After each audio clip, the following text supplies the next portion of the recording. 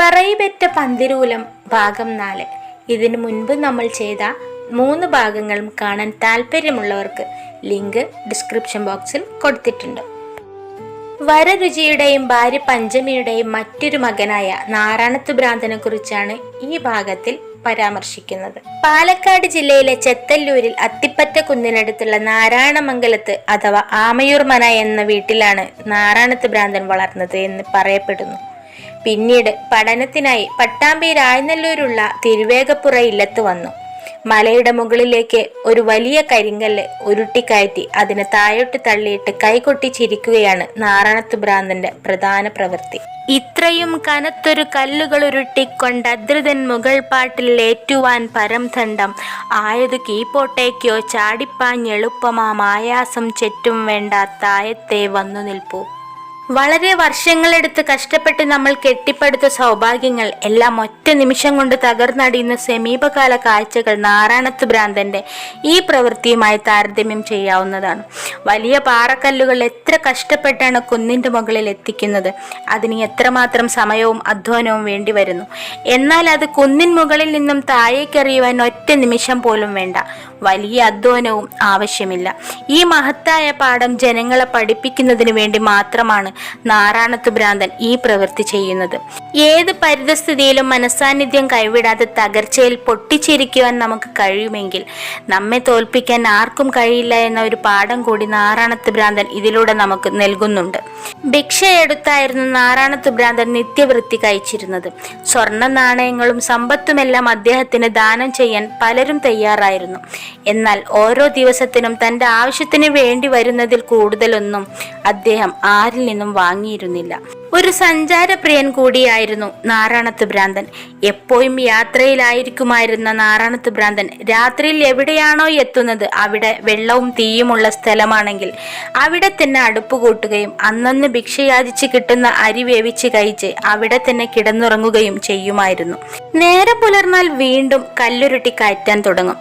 ഒരു ദിവസം നാരായണത്തു ഭ്രാന്തൻ എത്തിച്ചേർന്നത് ഒരു ചുടുകാട്ടിലായിരുന്നു. അവിടെ അന്നൊരു ശവം ദഹിപ്പിക്കാനുണ്ടായിരുന്നതിനാൽ ധാരാളം തീക്കനൽ ലഭ്യമായിരുന്നു. അന്ന് അവിടെ തന്നെ വിശ്രമിക്കാമെന്ന് തീരുമാനിക്കുകയും ചെയ്തു. ഭക്ഷണം കഴിച്ച ശേഷം തന്റെ മന്തുകല്ല് അടുപ്പുകല്ലിൽ കയറ്റിവെച്ച് അദ്ദേഹം വിശ്രമിക്കുന്ന സമയത്താണ് ചുടലയക്ഷിയും പരിവാരങ്ങളും അവിടെ എത്തിച്ചേർന്നത്. അസമയത്ത് ചുടലപ്പറമ്പിലിരിക്കുന്ന ആളോട് മാറിപ്പോവാൻ അവർ ആവശ്യപ്പെട്ടു. ഇതിന് വിസമ്മതിച്ച ഭ്രാന്തനെ ഒന്ന് ഭയപ്പെടുത്തണമെന്ന് കരുതി അവർ അട്ടഹസിക്കുകയും ഭീകര ശബ്ദങ്ങൾ ഉണ്ടാക്കുകയും ചെയ്തു. എന്നാൽ അദ്ദേഹത്തിന് ഒരു കൂസലും ഉണ്ടായിരുന്നില്ല. ചുടലപ്പറമ്പിൽ കാളിയുടെയും ഭൂതഗണങ്ങളുടെയും ഭയാനക നൃത്തവും മറ്റ് ചേഷ്ടകളും കണ്ട് ഭയക്കാതിരുന്ന നാരായണത്തു ഭ്രാന്തൻ സാധാരണ മനുഷ്യനല്ലെന്ന് അവർക്ക് ബോധ്യമായി. മനുഷ്യൻ കാണുക നൃത്തം ചെയ്യാൻ വിഹിതമില്ലാത്തതിനാൽ കാളി നാരായണത്തു ഭ്രാന്തനോട് അവിടെ നിന്നും പോകാൻ അപേക്ഷിച്ചു. ഇതിനും അദ്ദേഹം വഴങ്ങാതെ വന്നപ്പോൾ കാളി തന്നെ അവിടുന്ന് പോകാൻ തീരുമാനിച്ചു. പക്ഷെ മനുഷ്യരെ നേരിട്ട് കണ്ടാൽ അവരെ ശപിക്കുകയോ അനുഗ്രഹിക്കുകയോ ചെയ്യാതെ കാളിക്ക് പോകാൻ കഴിയില്ല. ദിവ്യനായ നാരായണത്തു ഭ്രാന്തനെ ശപിക്കാൻ താല്പര്യമില്ലാത്തതിനാൽ ഒരു വരം ചോദിക്കാൻ കാളി ഭ്രാന്തനോട് ആവശ്യപ്പെട്ടു. തന്റെ ആയുസ്സിനെ ഒരു ദിവസം കൂട്ടിത്തരാൻ ഭ്രാന്തൻ ആവശ്യപ്പെട്ടു. ആയുസ് കൂട്ടിത്തരാൻ തനിക്ക് ശക്തിയില്ലെന്ന് കാളി പറഞ്ഞു. ശരി, എന്നാൽ ഒരു ദിവസം കുറവ് മതി ആയുസ്സെന്നായി അദ്ദേഹം. അതും തനിക്ക് സാധ്യമല്ല എന്ന് കാളി പറഞ്ഞു. എങ്കിലൊന്ന് പോയി തരണമെന്നായി ഭ്രാന്തൻ.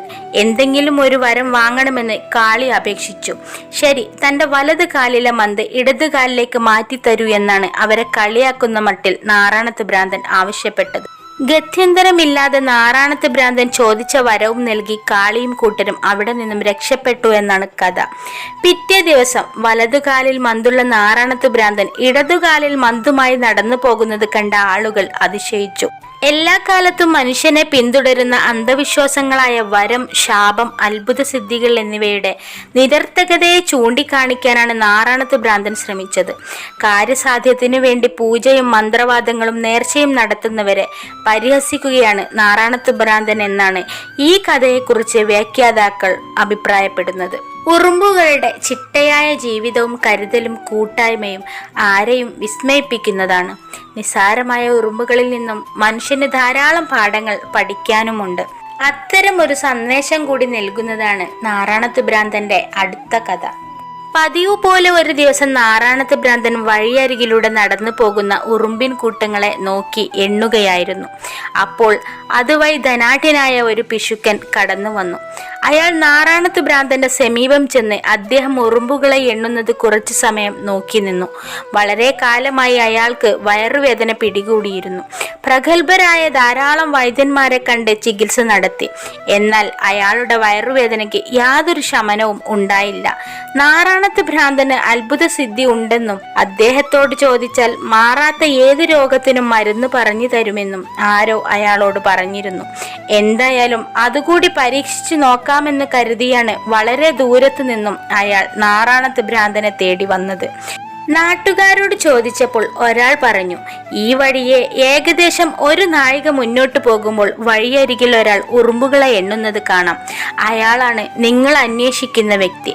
അങ്ങനെയാണ് ധനാഢ്യൻ നാറാണത്ത് ഭ്രാന്തനെ അന്വേഷിച്ച് കണ്ടെത്തിയത്.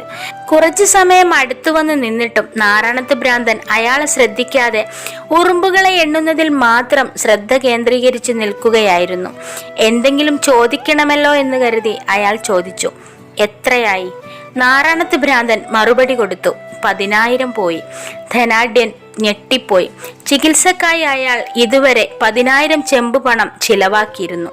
അയാൾ അത്ഭുതത്തോടെ ചോദിച്ചു, ഇനി? ഉറുമ്പുകളെ നോക്കിക്കൊണ്ട് തന്നെ നാറാണത്ത് ഭ്രാന്തൻ മറുപടി നൽകി, ഇനി 10,000 കൂടി പോകണം. അപ്പോൾ എല്ലാം ശരിയാകും. നാട്ടിൽ മടങ്ങിയെത്തിയ ധനാഢ്യൻ തന്റെ സമ്പാദ്യത്തിൽ നിന്നും 10,000 ചെമ്പ് നാണയം കൂടി ദാനം ചെയ്തു.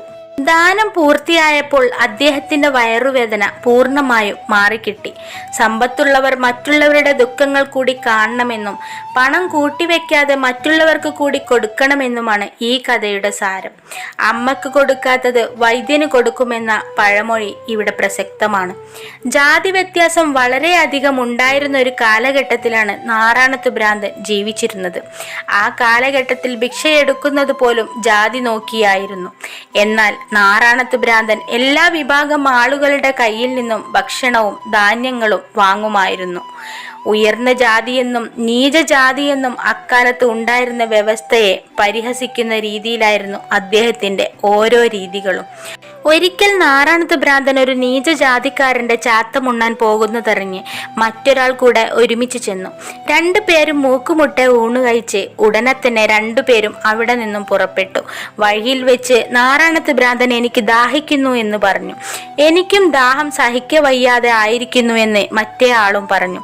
അപ്പോൾ നാറാണത്ത് ഭ്രാന്തൻ ആട്ടെ നിവൃത്തിയുണ്ടാക്കാം എന്ന് പറഞ്ഞ് പിന്നെയും 2 പേരും കൂടി കുറച്ചു ദൂരം ചെന്നപ്പോൾ ഒരു മൂശാരിയുടെ ആലയിൽ ഒരു വലിയ വാർപ്പ് വാർക്കാനായി ഓട് ചൂളയിൽ വെച്ച് ഒരുക്കുന്നത് കണ്ടു. നാറാണത്ത് ഭ്രാന്തൻ അവിടെ ചെന്ന് ഉരുകി തിളച്ചു മറിഞ്ഞുകൊണ്ടിരിക്കുന്ന ഓടുകുറെ കോരി കുടിച്ചു. മറ്റേ ആളോടും കുടിക്കാൻ പറഞ്ഞു. അയ്യോ, പൊള്ളി ചത്തുപോകും, എനിക്ക് കഴിയില്ല എന്നയാൾ പറഞ്ഞപ്പോൾ, എന്നാൽ തനിക്ക് ഭ്രഷ്ടുണ്ട്, ഞാൻ ഉണ്ണുന്നിടത്തൊക്കെ ഉണ്ടായാൽ ഞാൻ കുടിക്കുന്നതൊക്കെ കുടിക്കുകയും വേണമെന്ന് പറഞ്ഞ് നാറാണത്ത് ഭ്രാന്തൻ പോവുകയും ചെയ്തു.